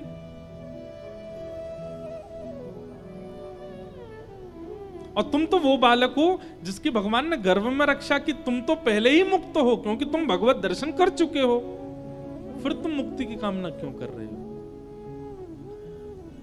और राजन, मुक्ति प्राप्त करके क्या होता है पता है? हम सब वैकुंठ चले जाते हैं और वैकुंठ में जितने भी मुक्त हुए लोग हैं उन सबके बीच में हमको भी बैठा दिया जाता है। वहां भगवान के दर्शन का सुख, भगवान के कैंकर्य का सुख, भगवान की सेवा का सुख ये मिलता है। लेकिन तुम दृष्टि घुमा करके जब देखोगे तुमको बहुत अच्छा लगेगा कि तुमको मुक्ति मिली, पर आसपास बैठे हुए जब जनों को देखोगे तो उन्हीं में तुम्हें रावण भी दिखेगा, उसको भी मुक्ति मिली है। तुम्हें कंस भी दिखेगा, तुम्हें पूतना भी दिखेगी, तुम्हें अघासुर, बकासुर, धेनुकासुर ये सारे राक्षस भी मुक्त हुए दिखेंगे। तब तुमको आश्चर्य होगा, मैंने इतना परिश्रम किया, भजन किया, तब मुझे मुक्ति मिली। और इन राक्षसों ने भगवान की इतनी निंदा करी, भगवान से युद्ध किया, भगवान से शत्रुता पाई, फिर भी इनको मुक्ति मिल गई।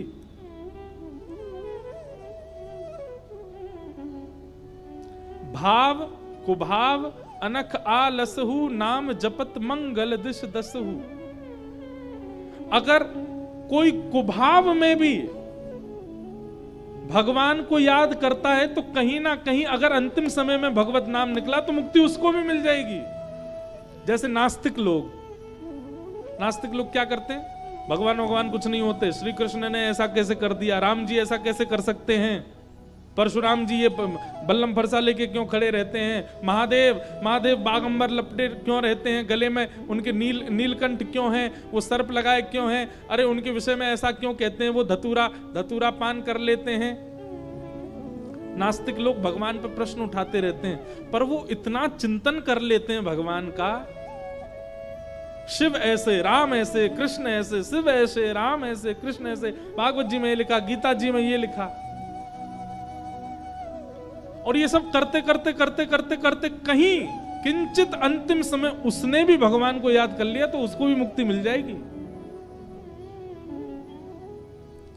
और फिर हम लोगों को पछतावा होगा, भाई पूरा जीवन निकाल दिया, चीख चीख करके, गला फाड़ फाड़ करके, इतना दर्द होता है, फिर भी कथा सुना सुना करके तब जाकर के हमको मुक्ति मिली। और इन राक्षसों ने भगवान से बैर करके मुक्ति प्राप्त कर ली।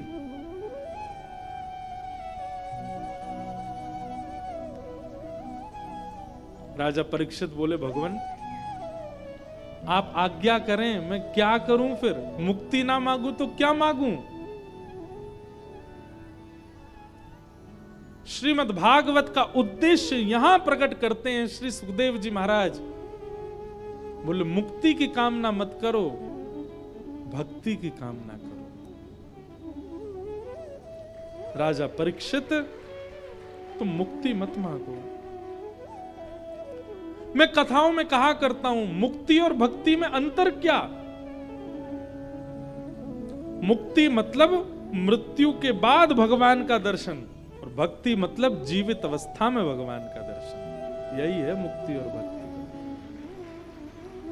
मृत्यु के बाद भगवान को देखवे कोई मन बन। अच्छा एक बात बताएं, हम आप सब जितने भी बैठे हैं ना, हम आप सब लोग मन में ये विचार कर चुके हैं कि हमको जीवित अवस्था में भगवान दिखने वाले नहीं है। हम इतने लोगों से मिलते हैं लेकिन किसी को भी विश्वास से ये कहता हुआ नहीं देखा गया आज तक कि नहीं मुझे तो भगवान मिलेंगे। हमेशा अगर कोई पूछने भी आता है तो संशय में ही आता है, मुझ पे भगवान मिलेंगे? अरे विश्वास नहीं तुमको? सबसे पहली बात तो अपने भजन पर, अपने तिलक पर, अपने कंठी पर, अपने गुरु पर इतना विश्वास रखो कि मेरे प्राण ऐसे नहीं निकलेंगे, उससे पहले भगवान को मिलना ही पड़ेगा मुझे। सबसे पहले ये विश्वास जागृत करो चित्त में।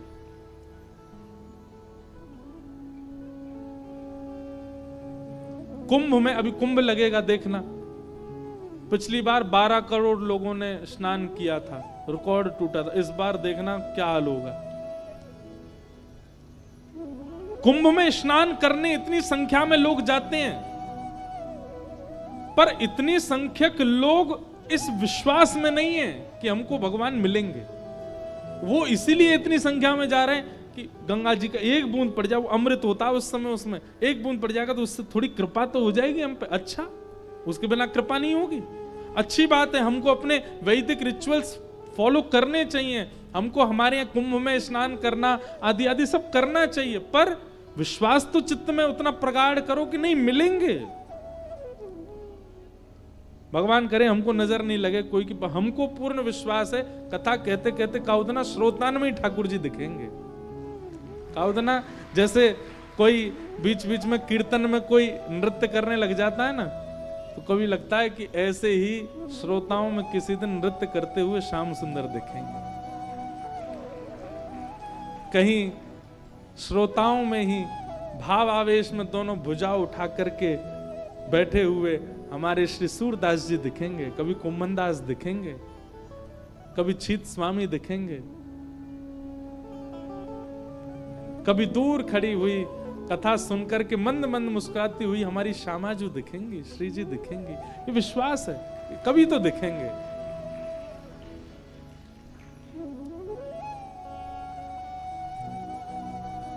ऐसी विश्वास प्रकट करो, संशय में मत रहो।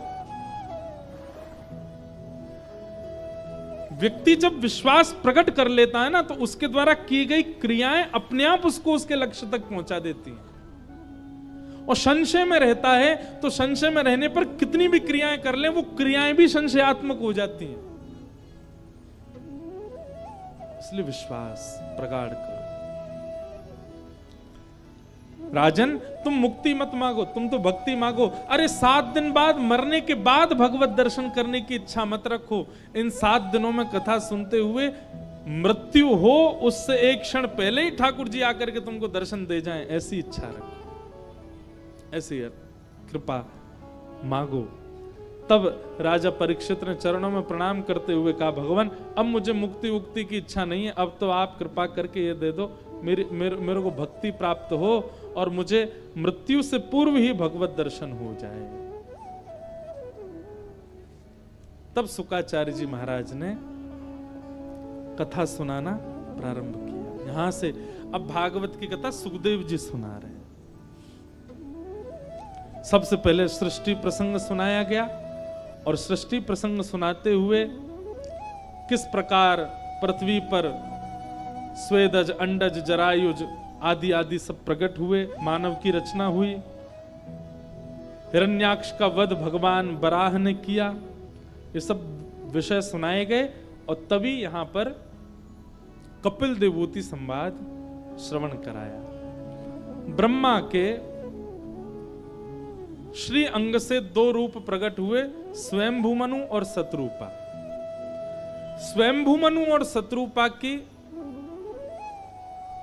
3 पुत्री हुई और 2 पुत्र हुए। अब इन्हीं के वंश के वर्णन में ही भागवत जी के प्रसंग चलते जाएंगे और वहीं से हम लोग कृष्ण जन्मोत्सव तक पहुंचेंगे, जो कि कल होगा। कल की जानकारी सुन लो। कल सब लोग खूब भाव से आना, खूब सज धज के आना, पर बाह्य श्रृंगार करके नहीं, आंतरिक श्रृंगार करके। और कल यही भाव रख के आना कि हम लोग बिसौली के रामलीला मैदान में नहीं जा रहे हैं, हम सब लोग तो श्री धाम वृंदावन जा रहे हैं। वहां ठाकुर जी को जन्म होएगो, नंद घरानंद भयो जय कन्हैया, कल खूब आनंद होएगो। ठाकुर जी को जन्मोत्सव मनाया जाएगो। सज धज के आई हो, भाई लोग सबरे ग्वाला बन के आई हो, बहन लोग सबरी गोपी बन के आई हो, और मधुर उत्सव होगा कल। और कल से तो रसगुल्लान की कथा फिर शुरू, ब्रज के लीला, ब्रज के भाव, अद्भुत आनंद होएगा। तो कल सब लोग बड़े भाव से आ जाना। 2 बजे से ही कथा का क्रम रहेगा।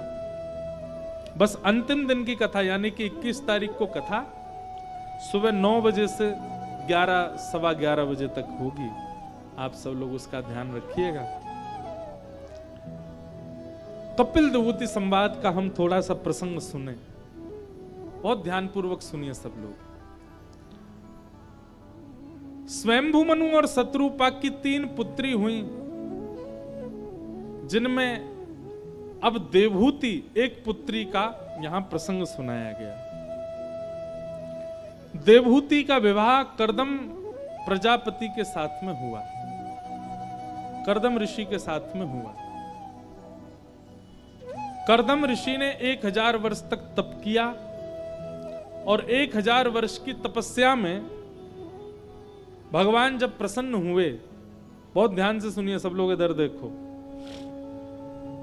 भगवान जब प्रसन्न होकर के प्रकट हुए, बोले वरदान मांगो कर्दम ऋषि, क्या चाहिए? तो कर्दम ऋषि ने एक ही वरदान मांगा, क्या? कि हे नाथ, मुझ पर एक ही कृपा कर दीजिए,